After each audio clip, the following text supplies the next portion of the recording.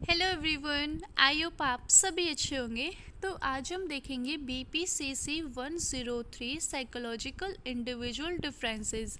आज हम block 4 unit 9 करने वाले हैं मोटिवेशन, जिसमें आपके 7 टॉपिक है। First intro, second defining motivation, types of motivation, theories of motivation, enhancing individual potential through intrinsic and extrinsic motivation, self regulation and last आपका रहेगा सेल्फ एनहेंसमेंट। तो ये 7 टॉपिक है जो आज हमें इस यूनिट में कवर करने हैं। ओके, तो सबसे पहला हमारा इंट्रो है जिसमें कुछ इम्पॉर्टेंट नहीं है, तो उसको हम छोड़ के आगे बढ़ते हैं। सेकंड टॉपिक आपका डिफाइनिंग मोटिवेशन। तो मोटिवेशन, जैसे हमें पता है कि मोटिवेशन हमारा यूज़ होता है किसी काम को कंप्लीट करने के लिए। हमारे जो गोल्स होते हैं, जो हमारी ज़रूरतें होती है, उनको पूरा करने के लिए हमें अंदर से फिज़िकल या फिर साइकोलॉजिकली हम मोटिवेट होते हैं। इन दोनों चीज़ों के थ्रू हम मोटिवेट होते हैं, या फिर फिज़िकली मोटिवेट होना या फिर साइकोलॉजिकली मोटिवेट होना। ठीक है, अब मोटिवेशन का जो है वो है हमें आगे बढ़ाने को बोला जाता है। लाइक इसके कुछ टर्म्स हो गए जिन्हें डिस्क्राइब किया जाता है, जैसे drive, force, desires, needs, wishes. ये हमारे एक इंडिविजुअल के बिहेवियर को डिस्क्राइब करता है। ठीक है, कि आपका एक पर्सन अगर हमें मोटिवेट करना है, क्योंकि हमें मोटिवेशन की कैसे ज़रूरत होती है। मोटिवेशन हमारी अंदर से एक इंटरनल स्टेट होता है जहाँ से हमारे नेचुरल हमें बोला जाता है कि हमें ये काम प्रॉपर करना है। ठीक है, डायरेक्ट हमारे बिहेवियर से कनेक्टेड होता है, और ये हमारा इसलिए होता है ताकि हमारे जो भी हमारे गोल्स होते हैं, नीड्स होती है, उन्हें हम कंप्लीट कर सके। ठीक है, मोटिवेशन को 3 मेन टर्म्स में डिस्क्राइब किया गया है, नीड्स, ड्राइव्स एंड इनसेंसिटिव। ये हमारे मोटिवेशन में बहुत ज़्यादा कंट्रीब्यूट देते हैं ये 3 टर्म्स। पहला जो हमारी नीड्स है वो हमारा रिलेट करता है बायोलॉजिकल स्टेट को, जो हमारी बॉडी से रिलेटेड हो। जैसे हमें अगर पानी की ज़रूरत है तो हमें पानी पीना है, अगर हमें खाना खाना है तो हमें भूख लगे तो हमें फूड की ज़रूरत है, अगर हमें जीना है तो उसके लिए हमें हवा की ज़रूरत है, ऑक्सीजन की ज़रूरत है। तो ये हमारे बायोलॉजिकल नीड्स को रिलेट करता है जो हमारी बॉडी को ज़रूरत होती है। ठीक है, और इसमें ऑल्सो हमारे cognitive needs and social needs को भी फुलफ़िल करते हैं। ठीक है, फिर आता है ड्राइव्स। ड्राइव्स हमारी वो स्टेट होती है जो कि हमें जो भी चीज़ें अगर हमें किसी चीज़ को ख़त्म करना है, जैसे अगर हमें टेंशन है तो उसके हमें रिलीफ चाहिए, तो हम कुछ सर्टेन्स लेके आएंगे कि हाँ इस चीज़ की हमें नीड है और इसको हटाने के लिए हमें ये चीज़ चाहिए। जैसे अगर एक पर्सन को भूख लगी है तो वो खाने की चीज़ों को ढूंढेगा कि अगर मुझे खाना खाना है, तो वो उस एरिया को कवर करेगा जहाँ पे खाना होगा, उसके अलावा उसको और कोई चीज़ नहीं दिखेगी। ठीक है, इनसेंसिटिव मतलब हमारा होता है एनवायरनमेंट। ठीक है, कि जहाँ से हमें एनवायरनमेंट से हमें मोटिवेशन मिल रही है। क्योंकि एनवायरनमेंट का और एक्सटर्नल और एनवायरनमेंट हमारा एक ही होता है, वो हमारा सबसे ज़्यादा रोल प्ले करता है हमारे मोटिवेशन बिहेवियर में। क्योंकि एक कोई भी ऑब्जेक्ट या इवेंट होता है तो उसमें हमें बहुत ज़्यादा ज़रूरत होती है कि हमें मोटिवेशन मिले। फॉर एग्ज़ाम्पल, जैसे अगर हमें स्कूल में परफॉर्मेंस है, ठीक है, स्कूल फंक्शन है, मतलब वहाँ पे एनुअल फंक्शन है एंड हम वहाँ पे डांस कर रहे हैं। ठीक है, तो अगर वहाँ से ऑडियंस की तरफ से हमारे लिए क्लैपिंग आएगी और आवाज़ें आएंगी या बहुत अच्छा है वो, ये ऐसे ऐसे, तो उससे क्या होगा कि उस लड़की को ना मोटिवेशन मिलेगी एंड वो और ज़्यादा अच्छे से डांस करेगी, अपनी परफॉर्मेंस देगी। तो हमारा जो एनवायरनमेंट है, एक्सटर्नल जो मोटिवेशन हमें मिलते हैं, वो भी बहुत इंपॉर्टेंट रोल प्ले करता है किसी चीज़ को अचीव करने के लिए। ओके, अब आता है हमारा टाइप्स ऑफ मोटिवेशन, जिसमें हमारे 2 हैं। जिसमें हमारा फर्स्ट है primary and secondary motivation and second extrinsic and intrinsic motivation. First जो हमारा है प्राइमरी एंड सेकेंडरी मोटिवेशन, तो हमारा जो प्राइमरी मोटिवेशन होता है वो हमारा बेसिक मोटिवेशन होता है, जिसमें हमारी जो नीड्स होती है ना उससे रिलेटेड हमारा ये मोटिवेशन होता है, जैसे hunger, thirst, sleep, sex, avoidance of pain, ये सारी चीज़ें। ठीक है, मतलब ये हमारा बेसिक लेवल की जो नीड्स होती है ना उनको फुलफिल करता है। सेकेंडरी मोटिवेशन हमारा होता है लर्नड मोटिवेशन, जिसमें डिफरेंट चीज़ें हम एक दूसरे से लेते हैं, मतलब कि हमें ये प्रायोरिटी चाहिए या इस इंसान की वैल्यू चाहिए, हमें वैल्यू चाहिए तो उसके लिए। ठीक है, तो ये हमारा हो गया सेकेंडरी मोटिवेशन। अब आता है हमारा सेकंड एक्सटर्निक एंड इंटरनल मोटिवेशन। अब एक्सटर्नल जो है वो हमारा मोटिवेशन होता है, वो होता है कि हमें कोई बाहर वाला पर्सन हमें मोटिवेट करे एंड उस काम को करके फिर हम रिवॉर्ड ले। जैसे अगर हमें कोई रिवॉर्ड मिला है तो हमें मोटिवेशन भी दे, लाइक वो हो गया। ठीक है, फॉर एग्जाम्पल जैसे रिवॉर्ड हो गया, मनी, फीडबैक, ये सारी चीज़ें। इंटरनल मोटिवेशन होता है कि एक पर्सन को खुद से उसके अंदर से उस चीज़ को काम करने में मोटिवेट करे। जैसे हम कोई काम कर रहे हैं, जैसे मैं अगर ये वीडियो बना रही तो ये मेरा एक इन्जॉयमेंट है, लाइक एक मेरे लिए चैलेंज भी है कि मुझे हर वीडियो बेटर करते जाने हैं। ठीक है, तो मेरे अंदर से मोटिवेशन आ रही है कि मुझे बेटर परफॉर्मेंस देना, हर एक वीडियो में एक अच्छे से परफॉर्म करना है ताकि आप सबको समझ में आए। तो ये हो गया हमारा इंटरनल मोटिवेशन। ओके, अब हमारे आते हैं थ्योरीज ऑफ मोटिवेशन। अब डिफरेंट जो साइकोलॉजिस्ट है उन्होंने अलग अलग थ्योरी हमें बताई है, तो हम वो डिस्कस करते हैं। सबसे पहला आता है ड्राइव रिडक्शन थ्योरी, जिसमें जो ड्राइव थ्योरी होती है वो फोकस करते हैं हमारी नीड्स और ड्राइव्स पे। ठीक है, इसे हमें ना पुश थ्योरी ऑफ मोटिवेशन भी कहते हैं। मतलब इसका मतलब हो गया कि हम बिहेवियर, लाइक हम किसी चीज़ को पुश कर रहे हैं खुद को कि हमें वो गोल अचीव करना है। ठीक है, इसमें क्या होता है कि कुछ इसमें lack of some basic biological needs जो होते हैं ना वो प्रोड्यूस की जाती है कि हम किसी हमारी वो नीड है थी, हमें वो चाहिए, हमें सेटिस्फेक्शन मिले। ठीक है, इसमें हमारे दो टाइप्स होते हैं, प्राइमरी और सेकेंडरी। प्राइमरी हमारा वही है जो हमने ऊपर पढ़ा था, सेकेंडरी भी हमारा वही है। ठीक है, अब आता है हमारा second theory, the optimal arousal theory. अब इसमें ऑप्टिमल थ्योरी में क्या है कि ये हमारी हेल्प करता है नीड्स फॉर स्टिमुलेशन में। ठीक है, जैसे कि हमारा एक ऑप्टिमल लेवल हो गया। ठीक है, कि हम उस ऑप्टिमल लेवल पे रहे जहाँ पे एक इंसान को बेटर परफॉर्मेंस कर सके। ठीक है, ताकि जितना वो बेटर परफॉर्मेंस करेगा उतना अच्छे से वो एक अपनी अचीवमेंट है ना वो हासिल कर पाएगा। जैसे वो कहा जाता है ना कि अगर आपका ऑप्टिमल लेवल अगर मीडियम लेवल पे होता है तो आपको दोनों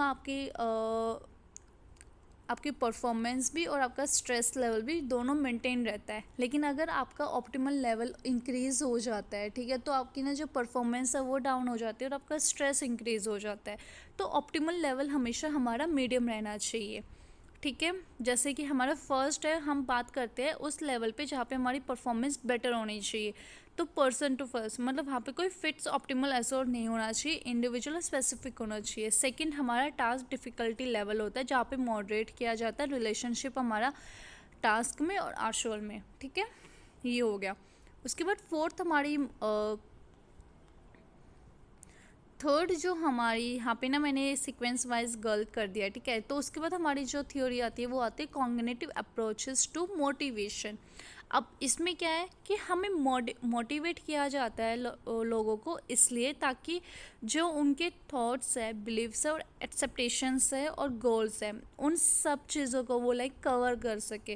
लाइक अगर हम एक स्टूडेंट को मोटिवेट कर रहे हैं तो उसके एग्जामिनेशन की बेसिस पे कर रहे हैं कि उसका क्या है कि हमें ये एक्सेप्टेशंस हो जाती है कि वो एक बेटर स्टडी करेगा तो बेटर परफॉर्म कर पाएगा और अच्छे मार्क्स लेके आएगा। तो कॉग्निटिव अप्रोचेस टू मोटिवेशन में ये होता है। ठीक है, फिर आता है मैस्लो हायरार्की ऑफ नीड्स। इसमें क्या है कि हमारी बेसिक नीड्स को फुलफिल करता चलता है। जैसे कि हमें देखो, सबसे पहले हम अगर हम स्टार्टिंग से लाइक अगर हम देखें तो हम सबसे पहले अपनी साइकोलॉजिकल नीड्स को फुलफ़िल करते हैं, फिर हम सेफ्टी एंड सिक्योरिटी नीड्स को देखते हैं, फिर हम लव एंड बिलोंगिंगनेस नीड्स को देखते हैं, फिर एस्टीम नीड्स को देखते हैं, एंड लास्ट हमारा आता है सेल्फ एक्चुअलाइजेशन, जहाँ पे हमें सारी नीड्स को हम अपनी फुलफ़िल कर चुके हैं और हम सेटिस्फेक्शन है अपनी लाइफ से एंड अपनी हर एक चीज़ से। ठीक है, तो ये हमारी मैस्लो की हायरार्की नीड्स है। ठीक है, ये इन्होंने थ्योरी हमें बताई थी। फिर आती है अल्डरफर्ड ERG थ्योरी, जिसे हम फुल फॉर्म कहते हैं असिस्टेंस, रिलेटेडनेस एंड ग्रोथ। इसमें क्या है कि ये हमारी सेम मैस्लो की थ्योरी से सिमिलर है। इस थ्योरी में हमारे 3 लेवल होते हैं। ठीक है, एट लोवेस्ट लेवल पे हमारी हायरार्किकल नीड्स होती हैं, बेसिक नीड्स होती हैं, साइकोलॉजिकल नीड्स होती हैं, जो सेफ्टी नीड्स होती हैं।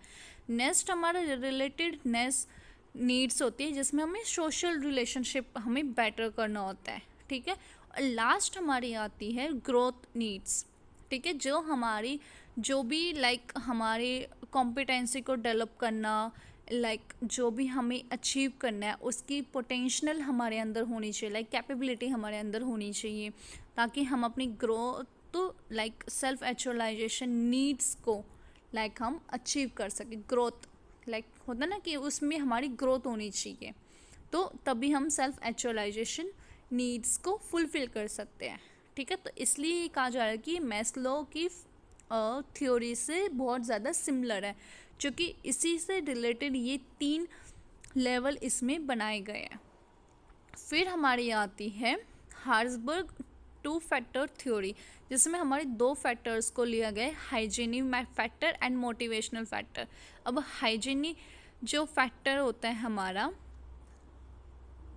इसमें क्या है कि इसमें हमारी सेटिस्फैक्शन एंड डिससेटिस्फैक्शन वाले 2 फैक्टर्स अराइज होते हैं, जिसमें जो हमारा सेटिस्फैक्शन वाला होता है और डिससेटिस्फैक्शन वाला होता है, वे दोनों के दोनों हमारे कॉन्टिन्यूम नहीं होते हैं, बट ये होता है कि दोनों सेपरेट फैक्टर्स होते हैं, एक दूसरे के बिल्कुल अपोजिट होते हैं। अगर हमारा सेटिस्फैक्शन है तो उसमें हमारा नो सेटिस्फैक्शन आएगा, अगर हम और अपोजिट में देखें तो डिससेटिस्फैक्शन में हमारा नो डिससेटिस्फैक्शन आता है। ठीक है, मतलब ये दोनों फैक्टर्स हमारे एक दूसरे के बिल्कुल अपोजिट हो जाते हैं, बिल्कुल सेपरेट होते हैं। ठीक है, फिर उसके बाद हमारी अगली थ्योरी आती है MC sealant acquired needs theory, जिसमें इन्होंने हमारे कुछ पॉइंट्स को कवर किया है, जैसे कि अचीवमेंट, एफिलिएशन एंड पावर। सबसे पहला है नीड फॉर अचीवमेंट, ये रेफर करता है हमारे अचीव करने को, आप अचीव करने वाली नीड्स को फुलफ़िल करना, जैसे वॉकअप होना, चैलेंजेस लेना, कॉम्पिटिशन्स लेना, डिफ़िकल्टीज लेवल को ओवरकम करना, तो मतलब अचीवमेंट लेना लेकिन फेस करके। ठीक है, फिर नीड फॉर एफिलिएशन, अब इसमें क्या है कि ये नीड हमारा रिलेट करता है दूसरों के साथ, कि हमें दूसरों के साथ रिलेशनशिप बना के रखना, सोशल रिलेशन आपका होना चाहिए। लास्ट हमारा इसमें आता है नीड फॉर पावर। अब नीड फॉर पावर का मतलब ये है कि इन्फ्लुएंस करना, इम्पैक्ट पड़ना, कंट्रोल करना दूसरों पे। People having heavy need for power want status, समझ रहे हो ना, स्टेटस वाली बात होगी कि हमारे पास स्टेटस होना चाहिए, हमारी पोजीशन होनी चाहिए। ठीक है, तो ये था।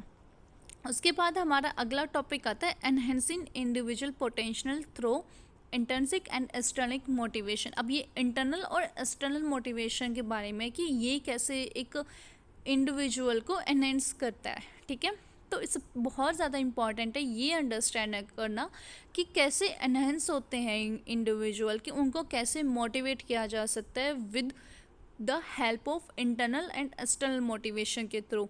हमें पता है कि डेली लाइफ में ना बच्चों को बहुत ज़्यादा सर्वाइव करना होता है, बच्चों को, एम्प्लॉयज़ को वर्क प्लेस में। ठीक है, तो इसलिए बहुत सारी वेरियस टेक्निक्स होती हैं जो कि इंडिविजुअल्स को मोटिवेट करते हैं, इंटरनल एंड एक्सटर्नल। फर्स्ट हमारा फोकस होता है इंटरनल मोटिवेशन पे, जहाँ पे इंटरनल मोटिवेशन आपको फोकस कराती है कि आप खुद से अंदर से मोटिवेट हो और खुद चीज़ों को फेस करो, इंजॉय करो। ठीक है, और सेल्फ डिटर्मिनेशन हो जाओ। इसमें क्या है कि इसके लिए कुछ टेक्निक्स हैं, जैसे कि creating challenges, provide in autonomy, latent curiosity, cooperation, competition, working toward a greater good और higher purpose. मतलब आपके पास पर्पस होना चाहिए। और इसको इंक्रीज़ करने के लिए अगर हम बात करें एक्सटर्नल मोटिवेशन को इंक्रीज़ करने के लिए, तो हमें रिकॉग्निशन करना चाहिए, रिवॉर्ड्स हमें मिलने चाहिए, पनिशमेंट होनी चाहिए और एक्सटर्नल प्रेशर होना चाहिए। मतलब अगर आप एक्सटर्नल मोटिवेशन चाहते हो तो ये 4 पॉइंट्स आपको करने चाहिए कि अगर आप किसी को मोटिवेट करना चाहते हो तो इन 4 पॉइंट्स के थ्रू आप उन्हें मोटिवेट कर सकते हो। ठीक है, फिर आता है self regulation.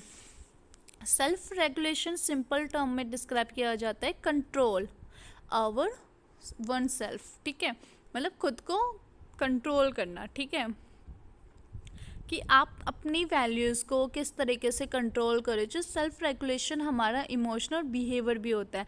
Emotional self regulation denote करता है हमारे इमोशंस को, कि हम किस तरीके से अपने इमोशंस को कंट्रोल में रखते हैं एंड उन्हें किस तरीके से कहाँ पे और किस तरीके से दिखाना है। क्योंकि काफ़ी बार ऐसे होता है कि हमें जहाँ पे अपने इमोशंस को कंट्रोल करना होता है वहाँ पे हम कंट्रोल नहीं कर पाते एंड वहाँ की सिचुएशन डिफरेंट होती है, तो वहाँ पे वो एक गलत इम्पैक्ट पड़ जाता है और उसकी वजह से बहुत सारे बहुत सारी डिफ़िकल्टीज़ को फेस करना पड़ सकता है। तो इसलिए हमारा इमोशंस पे और हमारे बिहेवियर पे हमारा रेगुलेशन होना चाहिए कि हमें कहाँ पे और कैसे करना है।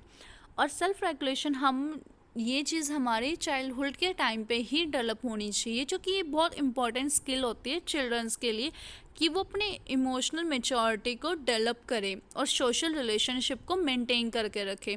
सेल्फ रेगुलेशन हमारा डिस्क्राइब करता है factor coming between feeling and action. चूँकि एक इंडिविजुअल के टास्क के टाइम पे है ना, वो सोचता है, उस सिचुएशन के टाइम पे सोचता है और वो फेस करता है और फिर वो उस सिचुएशन पे वो क्या फील कर रहा है और उस टाइम पे उसको कैसे एक्शन लेना है, वो बहुत ज़्यादा डिफ़िकल्ट होता है और यही हमारा सबसे बड़ा टास्क होता है। क्योंकि हमें फीलिंग और एक्शन के बीच का जो डिफरेंस है ना, वो हमें ध्यान रखना होता है कि हमें किस टाइम पे किस तरीके से फीलिंग्स के साथ अपने एक्शन को लेना है। ठीक है, इसके कुछ कंपोनेंट है, जैसे स्टैंडर्ड हो गया। स्टैंडर्ड हमारा डिनोट करता है आइडियाज़ को और कॉन्सेप्ट को। ठीक है, मॉनिटरी हमारा डिनोट करता है कि सेल्फ अवेयरनेस होना चाहिए, क्योंकि बहुत ज़्यादा इंपॉर्टेंट रोल प्ले करता है आपकी नीड्स को अवेयर, कि आपको अपनी नीड्स के बारे में अवेयर है या नहीं है, आप किस तरीके से अपने बिहेवियर को रेगुलेट करते हो। ठीक है, फिर आता है स्ट्रेंथ। स्ट्रेंथ में क्या है कि हमारा एक्सप्लेन करता है विल पावर को। ये बहुत इंपॉर्टेंट फैक्टर हो जाता है हमारे सेल्फ रेगुलेशन में, कि ये विल पावर हमारी बहुत ज़्यादा हमारी स्ट्रेंथ होनी चाहिए, कि विल पावर है कि मुझे ये अचीव करना है तो करना है। ठीक है, और इसके टेक्निक भी है, आप इसको डेवलप भी कर सकते हो, cultivating self awareness and self monitoring करके, कॉग्निटिव रीअप्रेशियल करके। ये कॉग्निटिव रीअप्रेशियल आपका एक मॉडल है। ठीक है, माइंडफुलनेस भी, positive attitude, stress management and time management. ये 6 टेक्निक है जिससे आप अपने सेल्फ रेगुलेशन को डेवलप कर सकते हो। फिर आता है सेल्फ एनहेंसमेंट। सेल्फ एनहेंसमेंट हमारा क्या डिस्क्राइब करता है, हमारा ये होता है कि हमारी टेंडेंसी को डिस्क्राइब करता है एंड प्रेजेंट में आप किस तरीके से पॉजिटिव हो, सोशली हो, किस तरीके से आप चीज़ों को काइंडफुली देख रहे हो, अंडरस्टैंड हो, इंटेलिजेंट हो, इंडस्ट्रीज हो, ये सारी चीज़ों को। ठीक है, इसके कुछ टर्म्स हैं जो इससे बिल्कुल रिलेट होते हैं, self improvement, self assessment, self verification and self protection. ये आपके 4 पॉइंट्स हैं जो सेल्फ एनहेंसमेंट से बिल्कुल सिमिलर है। ठीक है, सेल्फ इम्प्रूवमेंट हमारा क्या है कि वो हमें मोटिवेट करता है कि हम अपने आप को बेटर करें। सेल्फ एनहेंसमेंट भी हमारा मोटिवेट करता है कि आप परसेप्शन बहुत ज़्यादा बेटर होना चाहिए, ना कि कॉम्पिटिटिव किसी चीज़ से करें। ठीक है, सेल्फ असेसमेंट हमारा डिस्क्राइब करता है कि आप फोकस करो, सिक्योर होने चाहिए। ठीक है, पॉजिटिव होना चाहिए, नेगेटिव भी हो, लेकिन पॉजिटिव और नेगेटिव चीज़ों को आपको ये नहीं कि आप अपनी नेगेटिव चीज़ों को लेके और बैठ जाओ, होता ना कि हम अपनी नेगेटिव चीज़ों को लेके हम अवॉइड करते, वो चीज़ नहीं करनी है, ठीक है। और वेरस अगर हम सेल्फ एनहेंसमेंट में देखें तो उसमें भी हमारा पॉजिटिव पर्सपेक्टिव को देखा जाता है और ये हमारा होता है, ठीक है। इसमें हमारा अनदर जो टर्म है हमारा सेल्फ वेरिफिकेशन, उसमें हम वेरीफाई करते हैं कि आप कितनी ज़्यादा लाइक पॉजिटिव और नेगेटिव प्रीवियसली, लाइक आप अपने आप को चेक कर रहे हो, वेरीफाई करना, लाइक आप पूरा का पूरा वेरीफाई कर रहे हो खुद को, आपने कितना क्या किया है काम, कितना नहीं किया है, क्या पॉजिटिव किया है, क्या नेगेटिव किया है, वो सारी चीज़ें, ठीक है। अब इसको बढ़ाने के लिए, एनहेंस करने के लिए कुछ टेक्निक है, जैसे biased hypothesis testing, the breath of categories, self surviving bias, self handicapping and false conscious effect and false uniqueness. ये हमारे 5 है इसके टेक्निक्स होते हैं। तो ये आज की हमारी यूनिट होती है कंप्लीट एंड होप आप सबको समझ में आया होगा। अगर कोई डाउट या क्वेरी रहती है तो आप नीचे कमेंट सेक्शन में या फिर हमारी क्वेरी ग्रुप में जाके मैसेज करके हमें उस टॉपिक के बारे में बता सकते हैं एंड मैं उसको एक्सप्लेन कर दूँगी डिफरेंट वे में, ठीक है।